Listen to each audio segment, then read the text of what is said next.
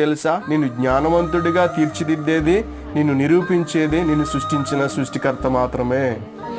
ఎప్పుడు నేను జ్ఞానవంతుడు నన్ను అనుకోకు. ఒకవేళ జ్ఞానం ఉన్నా అది నువ్వు ఇచ్చినదే ప్రభువా. నీ నామానికి మహిమ తేవడం కొరకే నా బాడీ ప్రజెంట్ చేయాలి తప్ప నేను మహిమ పొందడానికి కాదు ఈ భూలోకానికి వచ్చింది. ఎవరు మహిమ పొందడానికి? యేసుక్రీస్తు ప్రభువారు.